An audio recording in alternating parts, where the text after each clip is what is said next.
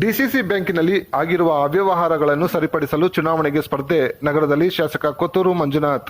ಹದಗೆಟ್ಟಿರುವ DCC ಬ್ಯಾಂಕಿನ ಆಡಳಿತವನ್ನು ಸರಿಪಡಿಸಿ ಹೊಸ ರೂಪವನ್ನು ನೀಡಲು ಕಾಂಗ್ರೆಸ್ ಪಕ್ಷದ ಹೈಕಮಾಂಡ್ ಸೂಚನೆ ಮೇರೆಗೆ ನಿರ್ದೇಶನ ಸ್ಥಾನಕ್ಕೆ ಸ್ಪರ್ಧಿಸುತ್ತಿದ್ದೇನೆ. ನಾನು ಅಧ್ಯಕ್ಷ ಸ್ಥಾನದ ಆಕಾಂಕ್ಷಿಯಲ್ಲ ಎಂದು ಶಾಸಕ ಕೊತ್ತೂರು ಮಂಜುನಾಥ್ ತಿಳಿಸಿದ್ದಾರೆ. ನಗರದಲ್ಲಿ ಸುದ್ದಿಗಾರರೊಂದಿಗೆ ಮಾತನಾಡಿದ ಅವರು, ನಮ್ಮಲ್ಲಿ ಯಾವುದೇ ಬಣ ಇಲ್ಲ. ಆಯಾ ತಾಲೂಕಿನ ಶಾಸಕರುಗಳು ತೀರ್ಮಾನ ಮಾಡಿಕೊಂಡು ಹೈಕಮಾಂಡ್ ಸೂಚನೆಯನ್ನು ಸ್ಪರ್ಧಿಸಲಾಗುತ್ತಿದೆ ಎಂದರು. ಬೇರೆಯವರ ವಿಚಾರ ನನಗೆ ಗೊತ್ತಿಲ್ಲ. ಕೋಲಾರ ಜಿಲ್ಲಾ ಉಸ್ತುವಾರಿ ಸಚಿವ ಬೈರತಿ ಸುರೇಶ್ ಮತ್ತು ಚಿಕ್ಕಬಳ್ಳಾಪುರ ಉಸ್ತುವಾರಿ ಸಚಿವ ಸುಧಾಕರ್ ಅವರ ತೀರ್ಮಾನದಂತೆ ಡಿಸಿಸಿ ಬ್ಯಾಂಕಿಗೆ ಸ್ಪರ್ಧಿಸುವವರನ್ನು ಆಯ್ಕೆ ಮಾಡಿದ್ದಾರೆ. ಅವರುಗಳನ್ನು ಮಾತ್ರ ಸ್ಪರ್ಧಿಸುತ್ತಿದ್ದಾರೆ. ಅದರಲ್ಲಿ ನನಗೂ ಸ್ಪರ್ಧಿಸುವಂತೆ ತೀರ್ಮಾನವಾಗಿತ್ತು. ಅದರಂತೆ ನಾಮಪತ್ರ ಸಲ್ಲಿಕೆ ಮಾಡಲಾಗಿದೆ ಎಂದು ತಿಳಿಸಿದ್ದಾರೆ.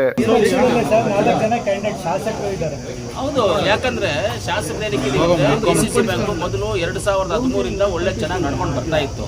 ಫಸ್ಟ್ ಅವಧಿ ಚೆನ್ನಾಗಿ ನಡೀತು. ಸೆಕೆಂಡ್ ಅವಧಿನಲ್ಲಿ ಸ್ವಲ್ಪ ಏರುಪೇರುಗಳಾಗಿದೆ. ನಿಮ್ಗೆಲ್ಲರಿಗೂ ಗೊತ್ತು ಏನೇನಾಗಿದೆ, ಹೆಂಗಾಗಿದೆ ಅಂತ ಮೀಡಿಯಾಗೆ ಹೇಳಬೇಕಾಗಿಲ್ಲ, ಅದು ಗೊತ್ತು. ಅದನ್ನೆಲ್ಲ ಸರಿಪಡಿಸೋಣ. ಅದಕ್ಕೆ ಹೋದ್ರೆ ನಾವು ಇಲ್ಲಿದ್ರೆ ನಾವು ಸ್ವಲ್ಪ ವಿಧಾನಸೌಧ ಕಡೆ ಹೋಗಿ ಮಿನಿಸ್ಟರ್ಗಳ ಹತ್ರ ಹೋಗಿ ಮಾತಾಡಿ ತಿರ್ಗಾ ಅದನ್ನ ಹಳೆ ರೂಪಕ್ಕೆ ತರೋಣ ಅನ್ನೋ ಒಂದು ಉದ್ದೇಶದಿಂದ ನಾವೆಲ್ಲ ವಿಭಾಗ ಇದೆ ಅಂತ ನಿಮ್ಗೆ ಕೇಳಿ ಬರ್ತಾ ಇರೋದು, ನಮ್ಮಲ್ಲಿ ಯಾವುದು ಕೇಳಿ ಬಂದಿಲ್ಲ. ರಮೇಶ್ ಕುಮಾರ್ ಯಾರ್ದು ಇಲ್ಲ ಬಣ, ಯಾರ್ದು ರಮೇಶ್ ಕುಮಾರ್ ಅವ್ರದ್ದು ಇಲ್ಲ, KH ಮುನಿಯಪ್ಪನವ್ರದ್ದು ಇಲ್ಲ.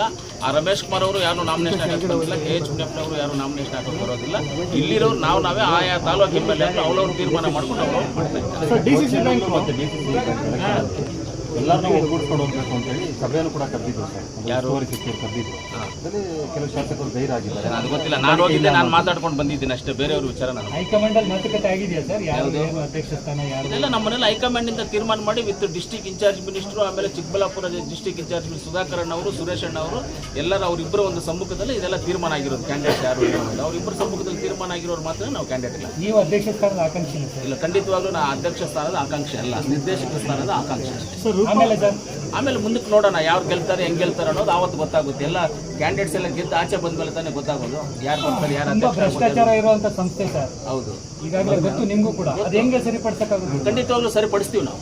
ಅದಕ್ಕೋಸ್ಕರ ನಾವು ಬರ್ತಾರೆ. ಇಲ್ಲಾಂದ್ರೆ ಸುಮ್ಮನೆ ಬಂದ್ಬಿಟ್ಟು ನಾನು TFSMS ಅಧ್ಯಕ್ಷನಾಗಿ ಒಂದು MLA ಆಗಿ ನಾನು 2 ಜವಾಬ್ದಾರಿ ಇಟ್ಕೊಂಡು 3ನೇ ಜವಾಬ್ದಾರಿಗೆ ಹೋಗ್ಬೇಕಂದ್ರೆ ಅಷ್ಟು ಟೈಮು ಸಿಗೋದಿಲ್ಲ ನಮಗೆ. ಇದನ್ನ ಯಾವುದೋ ಒಂದು ರೀತಿಯಲ್ಲಿ ಸರಿಪಡಿಸಬೇಕು ಅನ್ನೋ ಉದ್ದೇಶದಿಂದ ನಾವು ಬರ್ತಾ ಇದ್ದೀವಿ. ಏನು ಬದಲಾವಣೆ ಆಗಬೇಕು? ಖಂಡಿತವಾಗ್ಲೂ ಹಳೆ ಏನು ಬ್ಯಾಂಕ್ ಇತ್ತು 2013 ಏನು ಬ್ಯಾಂಕ್ ಇತ್ತು ಆ ರೀತಿಯಲ್ಲಿ ತರಬೇಕು ಅನ್ನೋ ಆಸೆ ಇದೆ, ತರ್ತೀವಿ. 2 ವರ್ಷದಿಂದ ಲೋನ್ಗಳು ರಿನ್ಯೂ ಆಗಿಲ್ಲ ಸರ್. 2 ವರ್ಷದಿಂದ ರೋಲ್ ರಿನ್ಯೂ ಆಗಿಲ್ಲ. ಕಟ್ಟವರು ರಿನ್ಯೂವಲ್ ಕಟ್ಟವರು ದುಡ್ಡು ತೊಗೊಂಡಿರೋ ಕಟ್ಟವರು ಸರಿಯಾಗಿ ಕಟ್ಟದೇ ಇರೋದ್ರಿಂದ ಕೊಡೋಕ್ಕಾಗ್ತಾ ಇಲ್ಲ. ಇನ್ನು ಅದನ್ನ ಏನಾದರೂ ರಿಕವರಿ ಮಾಡೋದು, ಈ ಕೆಲಸವನ್ನು ಮಾಡಿ ಮುಂದಿನ ದಿನಗಳಲ್ಲಿ ಆ ರೀತಿಯಲ್ಲಿ ಒಳ್ಳೆ ರೀತಿಯಲ್ಲಿ ನಡ್ಸ್ಕೊಂಡು ಹೋಗುವಂಥ ಕೆಲಸ.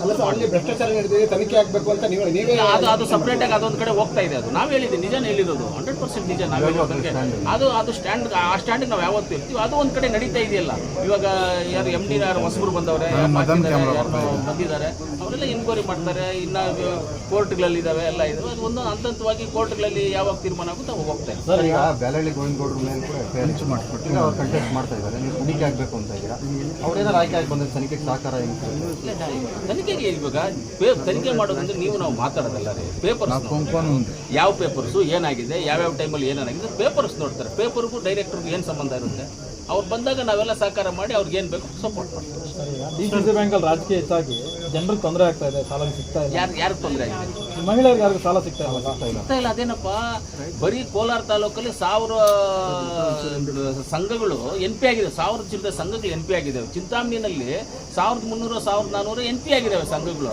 ಆ ರೀತಿಯಲ್ಲಿ NP ಆದಾಗ ನಾನ್ ಪೇಮೆಂಟ್ ಇದು ಬಂದಾಗ ಹೆಂಗೆ ಬ್ಯಾಂಕ್ ಪೇಮೆಂಟ್ ಕೊಡೋಕ್ಕಾಗೋದಿಲ್ಲ. ಬ್ಯಾಂಕ್ ಕೊಟ್ಟಿರೋ ದುಡ್ಡು ವಾಪಸ್ ಬಂದ್ರೆ ತಾನೇ ಅವ್ರಿಗೆ ಪೇಮೆಂಟ್ ಕೊಡೋಕ್ಕಾಗೋದು. ಕೊಟ್ಟಿರೋ ದುಡ್ಡು ವಾಪಸ್ ಬರದೇ ಇರೋದ್ರಿಂದ ಪೇಮೆಂಟ್ ಇದಾವೆ ಅಂತ ಎಲ್ಲ ಗೊತ್ತಿದೆ. ಎಲ್ಲರೂ ಕಂಪ್ಲೇಂಟ್ಸ್ ಕೊಟ್ಟಿದೆ ಆಲ್ರೆಡಿ. ಮೊನ್ನೆ ಎಲ್ಲ ಪೊಲೀಸ್ ಸ್ಟೇಷನ್ಗಳಾಗಿ ಕಂಪ್ಲೇಂಟ್ಗಳು ನಿಮ್ಮ ಮೀಡಿಯಾಗಳೆಲ್ಲ ನಾವು ನೋಡಿದ್ವಿ. ಕಂಪ್ಲೇಂಟ್ಗಳು ಆಗಿದ್ದಾವೆ.